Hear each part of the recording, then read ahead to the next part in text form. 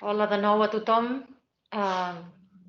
Demanem a la Lupe Romero, si us plau, si es pot connectar amb càmera i micro, i la resta tindrem les càmeres i els micros apagats perquè ella prengui la paraula i t'escoltem, Lupe. Moltes gràcies per haver acceptat de participar amb nosaltres i compartir la teva experiència de, de xarxes en gènere a l'Autònoma amb nosaltres. Gràcies. Endavant.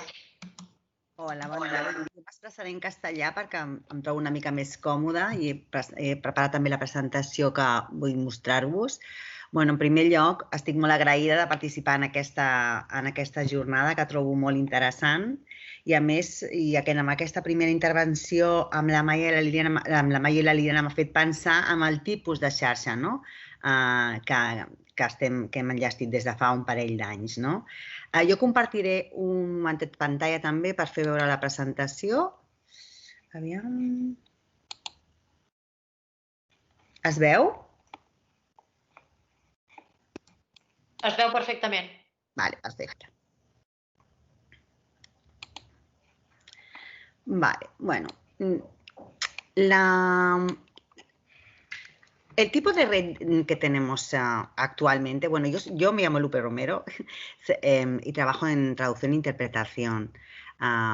Formo parte de un grupo de investigación en competencia traductora desde ya hace muchos años y, bueno, investigamos sobre las competencias y la adquisición de competencias por parte de las personas en formación para la traducción e interpretación. Entonces, desde hace un par de años, bueno, pues surgió esta idea de crear una red de perspectiva de género en la docencia en traducción e interpretación. Pondré un poquito en contexto cómo ha surgido esta idea de colaborar en red entre diferentes personas del ámbito académico y, bueno, el contexto institucional y del área de conocimiento específica, ¿no? Diría que esta red, claro, a diferencia de cómo estaban comentando las compañeras, esta es una red temática porque es muy específica, ¿no? Es sobre docencia y además en un área de conocimiento en concreto, que es traducción e interpretación.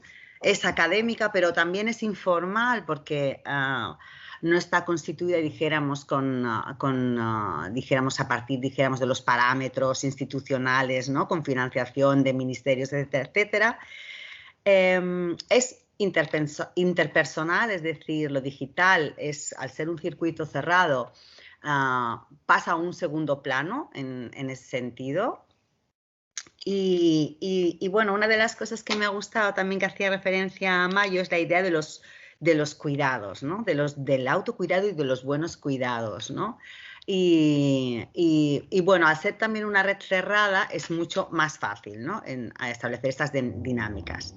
Bien, paso, dijéramos, directamente a hablar sobre cómo se gestó. Bueno, en primer lugar, bueno, había una situación, un contexto que es institucional, ¿no? Que tenía que ver con esta incorporación de la perspectiva de género en las titulaciones, ¿no?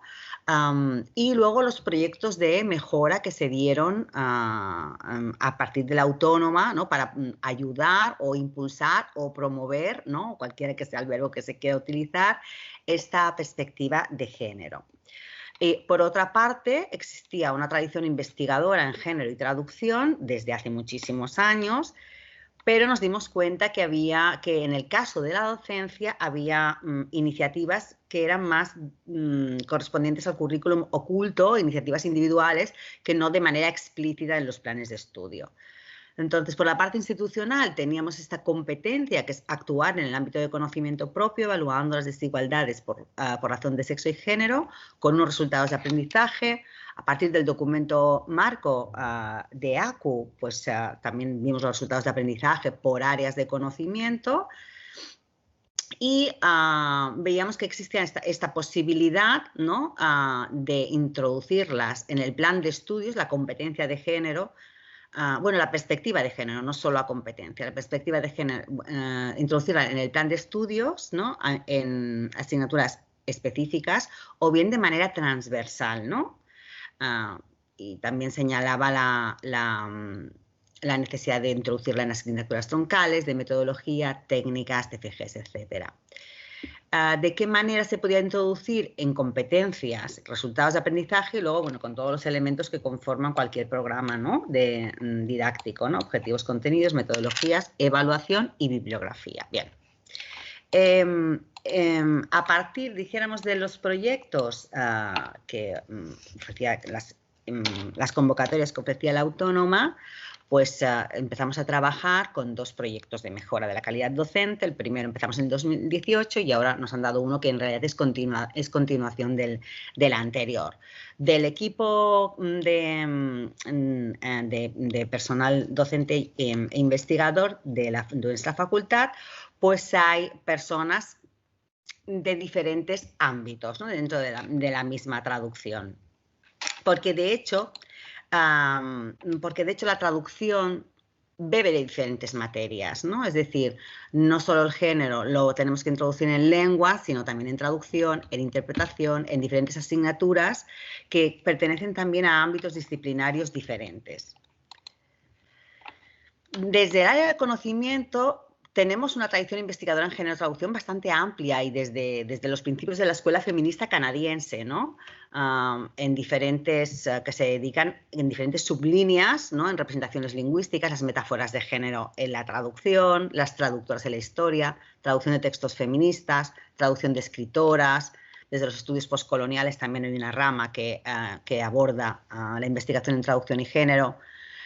Más recientemente los feminismos transnacionales y también la representación y traducción de diversidades sexuales y de género. Esta investigación adquirió un desarrollo temático y disciplinario muy amplio, ¿no? En diferentes sectores, como en la traducción audiovisual, la publicidad, la traducción especializada en textos científico-técnicos, también la interpretación, la didáctica y la ceguera de género.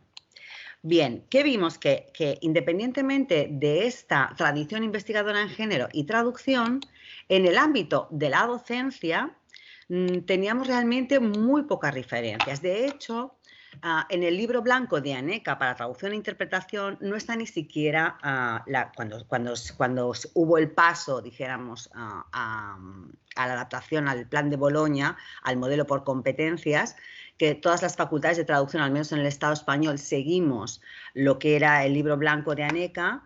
En un primer momento sí que hubo como competencia general en nuestro plan de estudios la referencia al género, a la igualdad, pero después se quitó. Y de hecho, la única referencia que tenemos en el plan de estudios en relación pues ¿no? con los enfoques teóricos de género, pues deja un poco a libertad del profesorado, ¿no? Su aplicación. Habla de un par de asignaturas, teoría de la traducción, historia de la traducción, y luego que en traducción directa e inversa hay contenidos que permiten la discusión. Es decir, no está sistematizado dentro del plan de estudios. Fijaos que en el plan de estudios, seguramente lo desconozcáis, las materias hay varias, ¿no? La lengua a la que se traduce, que puede ser catalán o castellano, el idioma que se estudia, que hay 2 lenguas extranjeras, ofrecemos 9 lenguas extranjeras en el grado de traducción. Luego las asignaturas no solo de lengua, sino también de traducción, la interpretación y luego algunas instrumentales como documentación, aplicación informática, etcétera, y otras complementarias, ¿no? Como la mediación social, teoría, historia de traducción, etcétera. Bien, entonces al plantearnos cómo podíamos introducir los contenidos de género, ya que la competencia había que cambiar todavía en el plan de estudio, se tiene que introducir, bueno, pensamos en posibles contenidos, ¿no?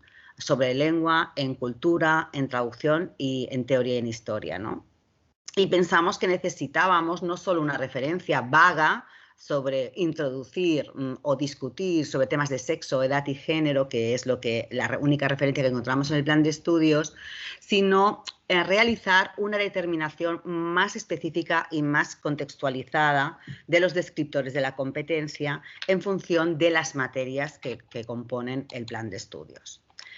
Entonces, a partir de ahí, pensamos en crear esta red de perspectiva de género en docencia. Es bastante reciente, es en el 2018, de hecho,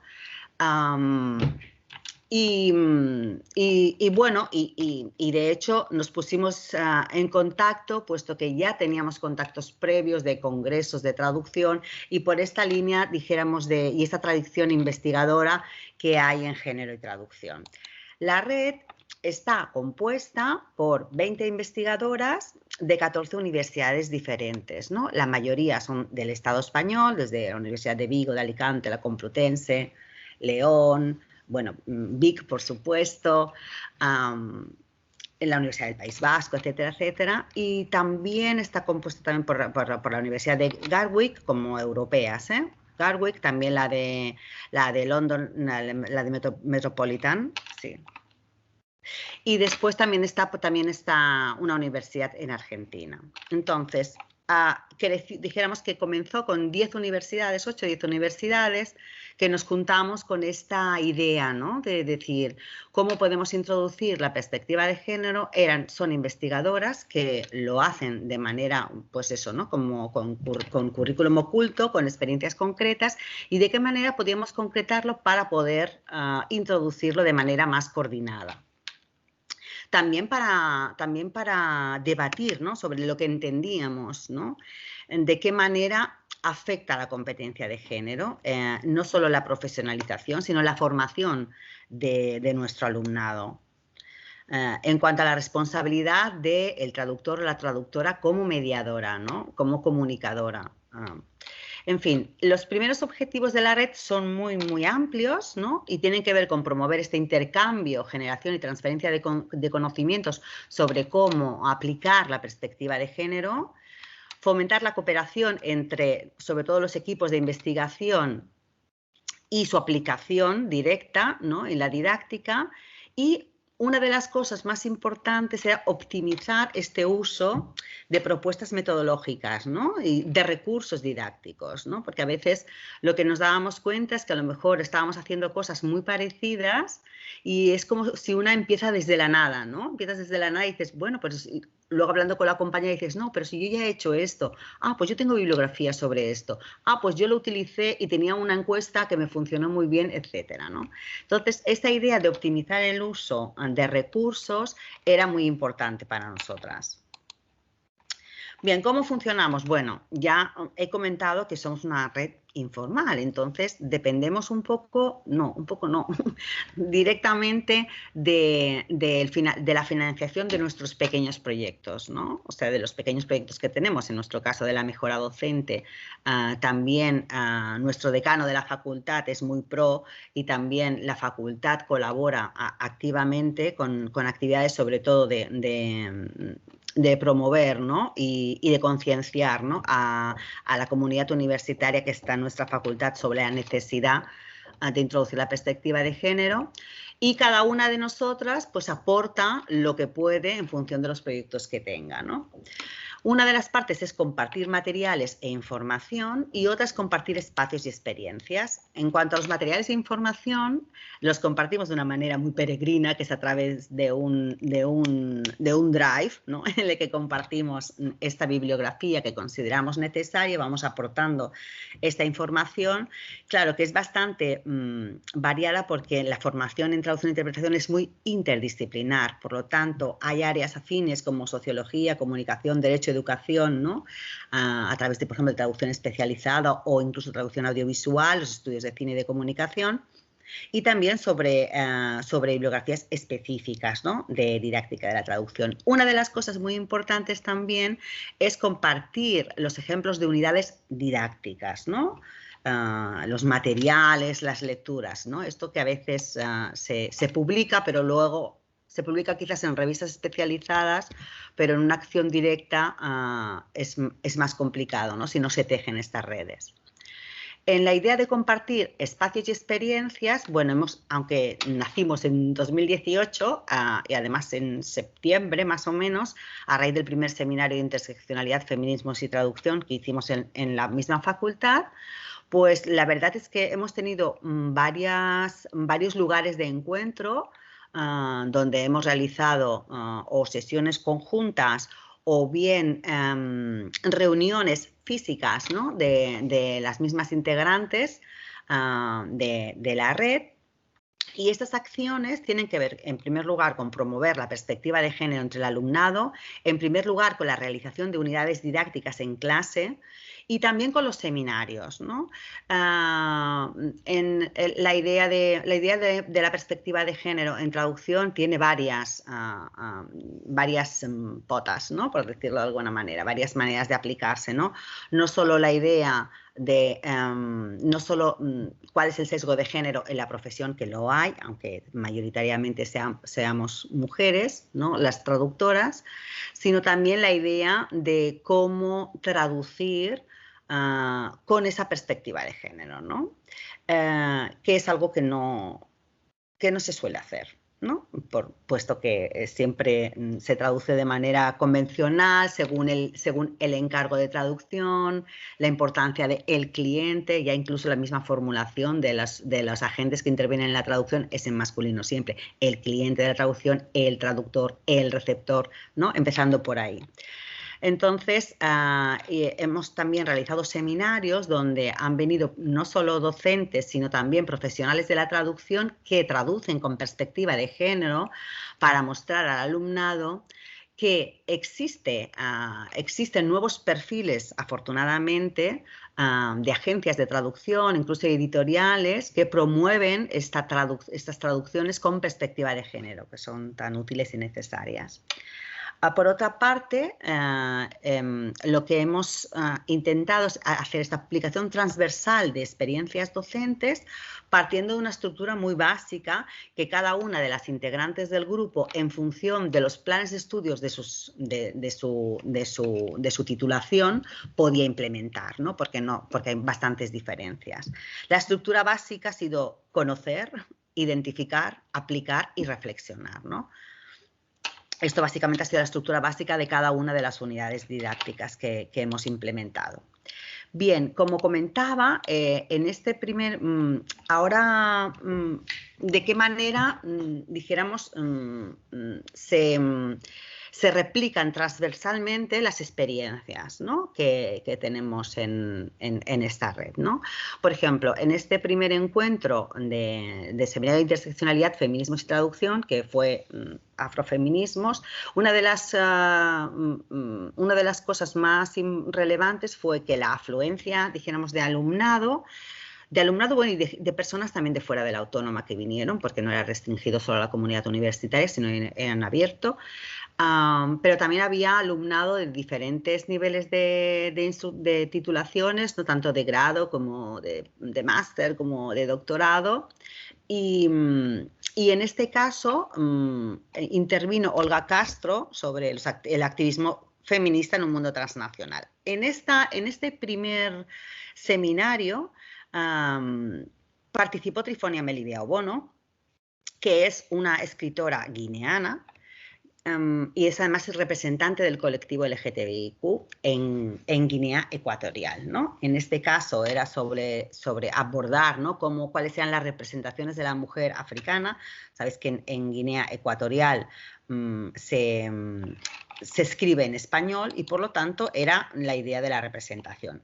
Ahora retomar el tema de Trifonia Melibea para ver de qué manera luego se trasladó a la Universidad de Gatwick también esta idea, estas unidades didácticas en perspectiva de género.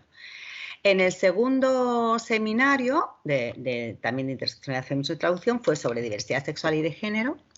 Y no solo intervino Lucas Platero, que también tendremos la oportunidad de escucharle otra vez hoy, sino también ponentes de traducción profesional, ¿no? sobre la orientación e identidad de género en manga y también sobre traducción audiovisual, y que eran ponentes de otros de los encuentros que mantuvimos en Valencia en Voiced, en Traducir para la Igualdad, ¿no? Entonces, el trasvase no solo de conocimientos, sino de personas, del circuito, ¿no? de personas, no solo investigadoras, sino también profesionales de la traducción, que son los que están en primera línea, ¿no? Trabajando este aspecto, ¿no? En traducción es muy importante porque se generan sinergias muy buenas.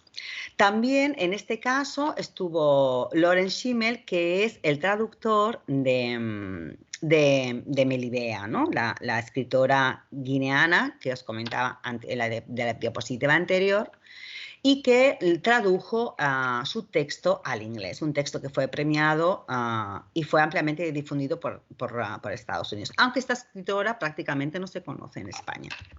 Bien. Otra de las actividades que hicimos, y esta en lugar de estar destinada al alumnado, estaba destinada al profesorado, y en la que participábamos bastantes personas integrantes de la red, fue esta jornada que fue la semana antes de la pandemia, el viernes 6 de marzo de este año, y lo que hicimos fue un formato en el que había un programa en el que pusimos en común las experiencias docentes de diferentes contextos universitarios. Aquí es donde vemos la gran dificultad para introducir la perspectiva de género, puesto que las titulaciones, puesto que muchas veces las asignaturas de traducción puede ser que formen parte, puede ser que sea un plan de estudios integral, pero en ocasiones pueden formar parte de un posgrado o bien de una asignatura de filología, por ejemplo, ¿no? Y en este caso pusimos en común estas experiencias y por la tarde hicimos un par de talleres ya para aplicar de manera práctica para unidades didácticas en lengua y también en traducción. Vale, entonces, en el caso, por ejemplo, de Melibea, el año anterior, este curso académico no, el curso académico anterior, lo que se hizo es que Olga Castro, de la Universidad de Gatwick, en una de las asignaturas que tiene, dijéramos, en el itinerario de español, en el caso es lenguas y culturas, pues eso, ¿no? El itinerario de español, pues ella dedicó la parte de literatura española a traducir a Melibea Trifonia Obono.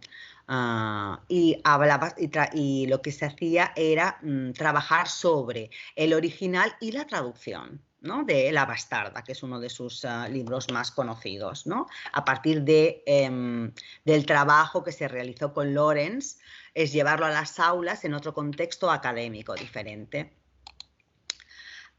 El año pasado, y después del seminario, del seminario sobre representación, diversidad sexual y de género, tuvimos también a Trifonia Melibea Obono, que había publicado un libro sobre la realidad de las mujeres trans en Guinea Ecuatorial, también lesbianas, pero también muchas mujeres trans.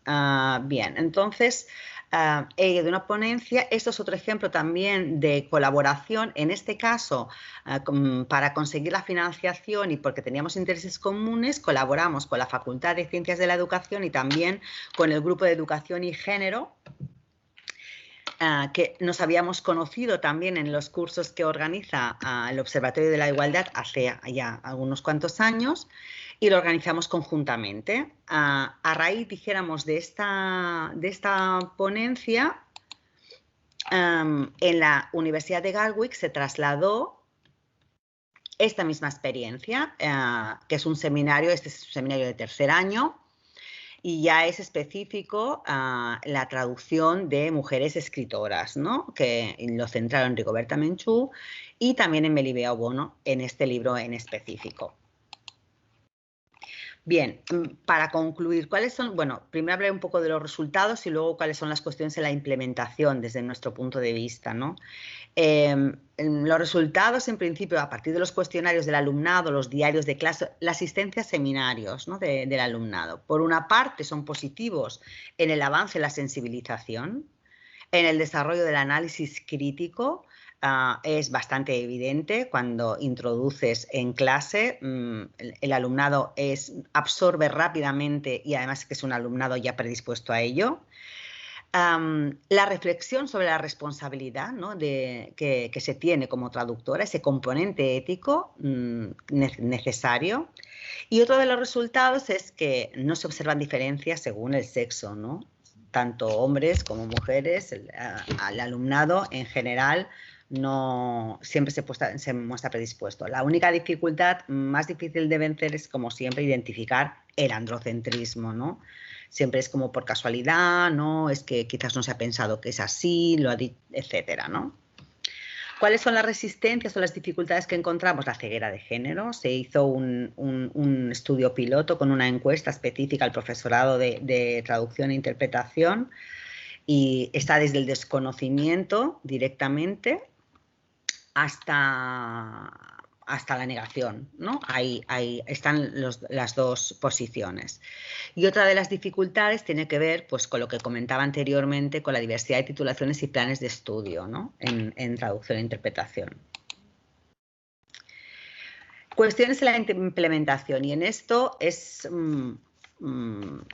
como estaba comentando antes Begoña, ¿no? La idea de funcionar en redes, no solo en el tema específico de la introducción de la perspectiva de género y sobre todo en trabajar la competencia de género en los planes de estudio, ¿no? Hay varias cuestiones, ¿no? En primer lugar, si es una competencia transversal, ¿cómo se introduce? Yo recuerdo que durante la implementación, dijéramos, del plan de estudios, en el que era coordinadora de titulación y la acreditación, recuerdo que las asignaturas transversales solo tenías que evaluarlas en 4 asignaturas. No era necesario evaluarlas en todas las asignaturas. Por lo tanto, si entendemos la competencia de género como una asignatura transversal, ¿de qué manera aseguramos, ¿no?, que tenga ese estatus de transversalidad? No que sea algo simbólico o algo anecdótico en el plan de estudios, ¿no? Es decir, que tendríamos que trabajar en ese sentido, ¿no? Y esto a nivel transversal de todas las titulaciones. En el caso nosotros lo hacemos en el caso de traducción e interpretación, pero podría fácilmente extenderse al ámbito del campus universitario, ¿no? Cómo se hace, como porcentaje, como número de asignaturas, en qué asignaturas, los tipos de indicadores, la descripción. También la secuenciación y progresión de los indicadores, ¿no?, en los resultados de aprendizaje, cómo se implementa. Yo veo un poco esta implementación del género en los estudios de traducción un poco a la par, como dijéramos, como revolución, por decirlo de alguna manera, como cuando fue el paso al plan de Boloña, ¿no?, en el que hubo que realizar muchísimas sesiones de formación al profesorado, entender el concepto, entender qué suponía ese cambio, ¿no?, para que se entendiera bien. Concienciar al alumnado, es decir, cómo se plantea esa introducción de la perspectiva de género en clase, en las aulas, cómo se propone, ¿no? Si se propone traducir con perspectiva de género como una posible manera de traducir o como la manera de traducir, ¿no? Según las tipologías de texto, puede ser, ¿no?, como los textos administrativos o los manuales, como hay, dijéramos, todas las guías existentes que así lo aconsejan, y así se hace. Y ir un paso más allá, la concienciación, ¿no? Poner lo que comentaba, traducción como una única opción, cuáles son los límites, cómo se negocia el encargo, plantear la objeción de conciencia a traducciones sexistas o incluso crear el código deontológico de la profesión, ¿no?, como la perspectiva de género como una de las partes fundamentales. Una de las cosas, termino con esta cita porque es una de las citas que más me gusta de una de las integrantes de la red, que es Olga Castro, y que es también nuestro posicionamiento, ¿no? La idea de que no hay neutralidad ideológica, y esa neutralidad ideológica, si no actúas, en realidad es patriarcado, ¿no? Y bueno, en principio esta sería mi presentación. Como comentaba al principio, es una red interpersonal. Funcionamos mucho, pues eso, personalmente. Quizás sí que en este próximo paso que tendríamos que hacer, es que hace solo 1 año y medio, más o menos 2 años que estamos funcionando. El próximo paso sería, como estaba comentando Mayo, que hablaba sobre ver, o Mayo, ahora no recuerdo, Liliana, disculpadme, hablaba sobre cómo utilizar las herramientas digitales, ¿no?, cómo queremos utilizarlas a nuestro servicio, ¿no? Y también, bueno, ver de qué manera nos estructuramos, porque es una red temática que de alguna manera tiene que estructurarse más institucionalmente, ¿no?, para poder funcionar con una mayor tranquilidad. Y yo creo que estoy dentro del tiempo, ¿no? Yo he acabado. Muchas gracias, Alicia, por el tiempo. ¿Hola? Sí, estás dentro del tiempo. Ok. Perfecte, muchísimas gracias. Bueno, jo ara convido a tothom qui tingui alguna pregunta, comentari, aclariment, necessiti aclariment o vulgui fer algun aclariment a la Lupe, té la paraula. Tenim una estoneta per treure profit d'aquesta experiència que ha compartit amb nosaltres la Lupe. Fins d'aquí uns minuts no donem pas a la propera activitat. La Paula vol formular una pregunta. Endavant, Paula. Buenas. ¿Se me oye? Sí, se te oye.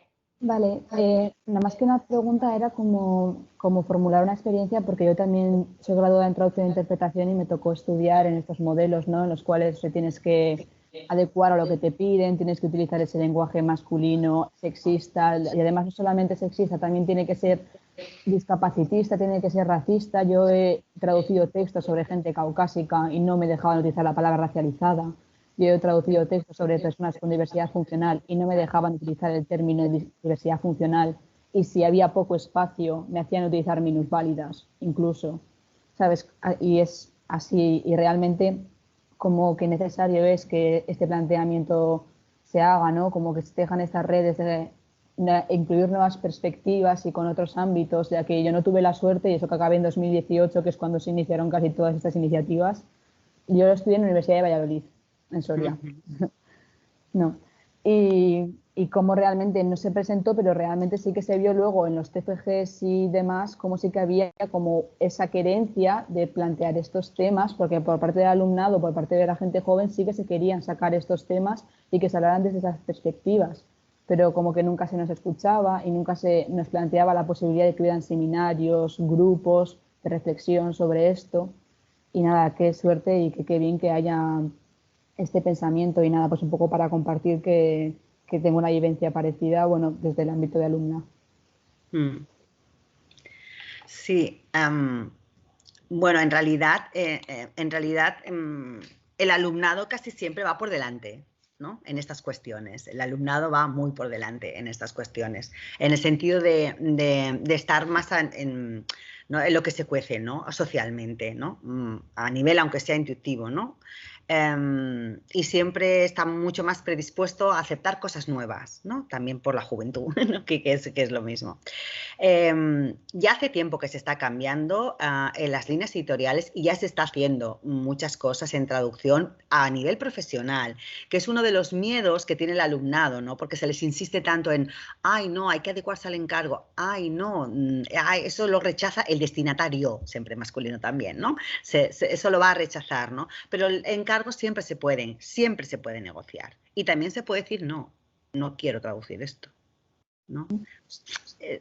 O sea, incluso hay, por ejemplo, la figura ahora mismo del revisor LGTBI, ¿no?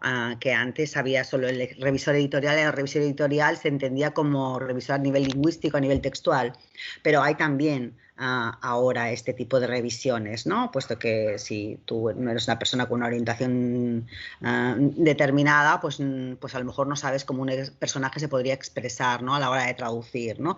Pues hay personas y hay traductores y traductoras que trabajan conjuntamente con estas personas que hacen la revisión, ¿no? Y que están más legitimados y cualificados como para hacer una revisión de ese tipo. Sí, bueno, se empieza a hacer poco a poco. Sí, pues es que es de esto, que no nos dan información de que hay estos revisores o estas revisoras y al final te acaban diciendo el peso de la RAE, de la Fundeu, de lo que digan las grandes instituciones que han estado siempre allí. No, y es que si directamente, por ejemplo, la RAE no coge la palabra transfobia, ¿sabes? No acoge el neutro y parece que siempre tienes que estar detrás, pues eso, parece que todo tu trabajo va a ser en contra de tu ideología. Así es que yo, de hecho, me puse a estudiar estudios de género porque no me atrevía a ser traductora, porque no iba a estar bien, en plan, en contra de mis principios. Sí, sí, te entiendo perfectamente. Mary, tens la paraula. Sí, hola, pues Pau, tienes que ser traductora con perspectiva de género, está clarísimo. Yo creo que sí. Me ha encantado la charla, Lupe, me he emocionado porque en realidad estamos, bueno, tengo la cámara, perdón. Perdonadme. Porque en realidad estamos hablando de una disciplina que se ha considerado siempre, bueno, siempre, desde hace mucho ya no, pero que ha tenido o tiene en su historia conceptual una posición como subsidiaria, ¿no? Casi de esclava del original, de mujer del original masculino, ¿no? Porque las metáforas que se han usado para hablar de la traducción son terriblemente sexualizadas, terriblemente racializadas, esclavistas, la fidelidad, la imagen misma de la fidelidad, pues súper burguesa. Entonces, estamos hablando de una disciplina que desde la literatura comparada, por ejemplo, ha dado un giro brutal y ha pasado de ser una parte, digamos, como más menospreciada de la disciplina pues en el siglo XX, a partir de los 60 ha dado un giro brutal y en realidad es el lugar donde nos tenemos que fijar porque es donde hay el choque cultural manifiesto y donde además la persona que traduce o las personas que traducen, porque no tiene por qué ser una actividad solitaria, no solo tienen que leer e interpretar el texto, sino que tienen que asumir la responsabilidad de fijar el texto en otra lengua. Y entonces ahí, bueno, me parece increíble porque son coautoras o coautores del texto, ¿no? Y un texto que no circula en una lengua conocida es un texto que no existe. Entonces, para mí, la labor de traducir es una labor de interpretar y de fijar transitoriamente, como todo texto tiene una fijación transitoria, ya se sabe, pero brutal e importantísima. Entonces, es fundamental acciones como las que habéis puesto sobre la mesa y las que estáis desempeñando porque son cruciales para introducir esa perspectiva. Yo os quiero lanzar, y te incluyo, Pau, ya que tú has también compartido tu experiencia, ¿no? A Lupe y a ti y a cualquiera. ¿Qué hacemos con la frase de Audre Lorde? Las herramientas del amo desmontarán la casa del amo. ¿Cómo os enfrentáis a eso? Porque las metodologías de traducción, pues como me pasa a mí con las metodologías de la crítica literaria, evidentemente no nos ofrecen herramientas ni inocuas, ni transparentes, ni que no estén posicionadas desde ese patriarcado que hablaba Olga Castro, ¿no? Que no hay esa neutralidad ideológica tampoco ahí. ¿Qué hacemos con estas metodologías? ¿No hay allí un trabajo metodológico, y avanzo cosas seguro, pero no hay ahí un trabajo metodológico brutal por hacer y muy difícil? ¿Te refieres a cómo introducir esta perspectiva, a cómo cambiarlo? Sí, hay un trabajo metodológico en plan hormiguita. Y yo creo que además es que es en plan hormiguita y con una de las tareas que la práctica profesionalizadora de las titulaciones ha olvidado, creo, al menos con la idea de que las humanidades tienen que ser científicas, que sí, de acuerdo, sí, pero ha dejado un poco de lado que es la parte de la conciencia, la parte de la reflexión, la parte del pensar y pensarnos, ¿no? Y esto es algo que el alumnado echa mucho de menos y que cuando lo trabajas en clase, al menos por las experiencias que hemos compartido, obtiene frutos importantísimos. A mí me ha ocurrido en ocasiones con traducir, por ejemplo, decimos, bueno, vamos a ver, esto es una falotraducción, porque tiene esa denominación. En traducción, las traducciones hay falotraducciones, ¿no? Pues a lo mejor traducciones, hacer tareas de traducción sin pedir específicamente ya la perspectiva de género, pero una vez empiezas a inocular eso, empiezas a inocularlo, ya no solo traducen con perspectiva de género, sino que supratraducen, por ejemplo, no sé, contenidos ideológicos infames, ¿no? Como pueden ser los de la extrema derecha o machistas, los cambian. No lo cambies, este señor ha dicho eso, o no lo traduces y ahí lo paras, o lo traduces pero que se vea quién es. Es decir, el distinguir también la idea distinguir también de traducir con perspectiva de género es una cosa, y la idea de traducir ciertos discursos ideológicos, connotados ideológicamente, es otra, ¿no? Esta es una de las cosas que causan mayor controversia, ¿no? Porque la línea es muy clara, La línea es muy clara, pero a veces no se quiere ver tan clara para poder aplicarlo en clase, ¿no? Por parte del profesorado, eso también hay que decirlo. Por eso creo que es una revolución para mí el cambio, el introducir esta competencia. Se habla de una competencia transversal como si fuera cualquier otra en el sentido, sin menospreciar las otras, por supuesto, pero del trabajo en equipo, etcétera, etcétera. Pero para mí es muchísimo más revolucionaria, ¿no? Porque remueve los cimientos de cualquier persona que imparte esta formación también y te sitúa, obliga a situarte en diferentes lugares, te interpela en muchas cosas, ¿no? Ya no solo profesional, sino también personalmente. Por eso creo que es muy necesario esa metodología y mucho trabajo con el profesorado. Es necesario, creo, para que luego se implemente, que no sea solo un detallito de una asignatura, vale, ya tenemos el cupo, ya lo hemos introducido, ¿no? Ya está, ¿no?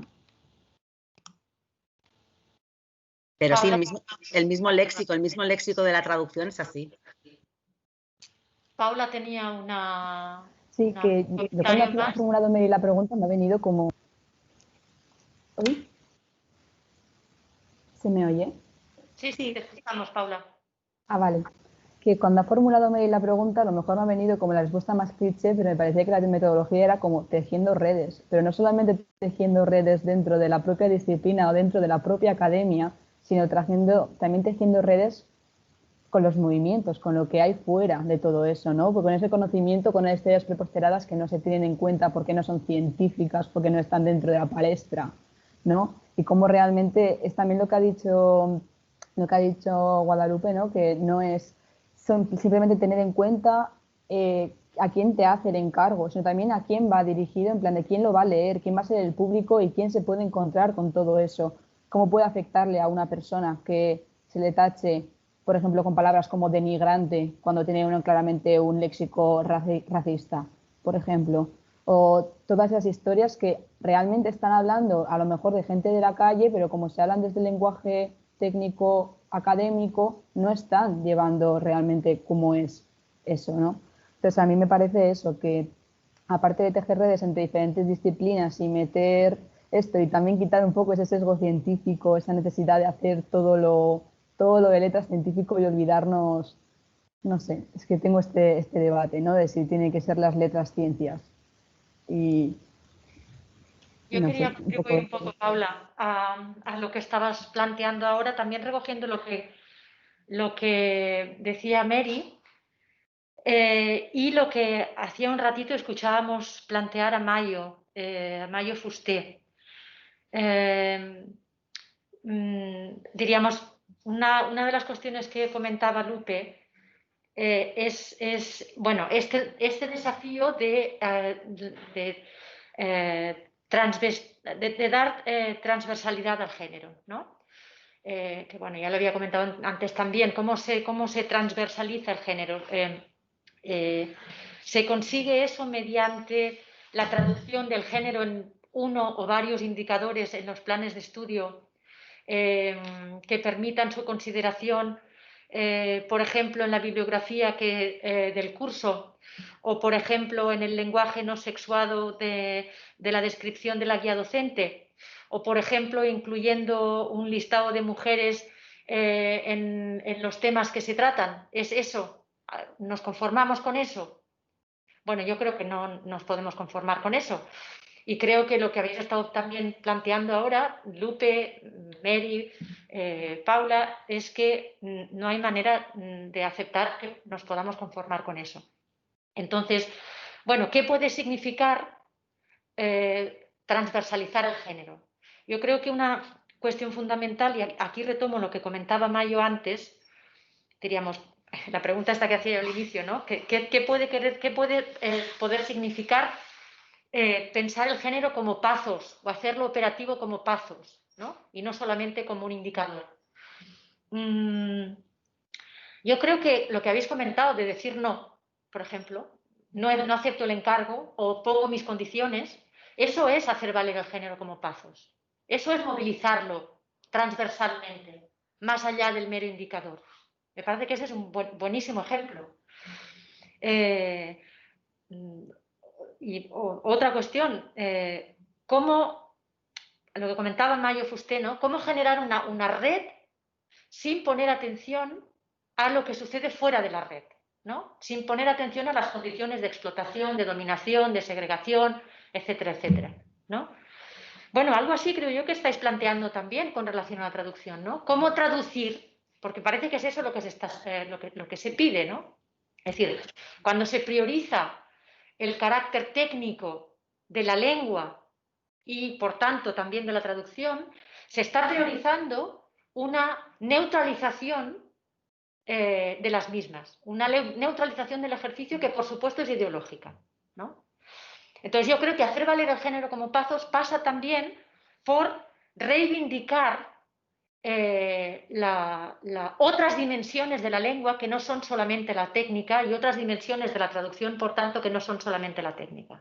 Eso sería, creo, otra forma de transversalizar el género en el ámbito de la traducción. Pero lo último que quiero decir es que me parece muy relevante todo lo que estáis planteando, Lupe, tú fundamentalmente, porque creo que dice de mucho más que de un ámbito disciplinar. O sea, dice, la lengua es algo que nos atraviesa a todas, más allá del ejercicio de traducción, más allá de cualquier ejercicio estrictamente lingüístico, que ya sabemos que no existe tampoco.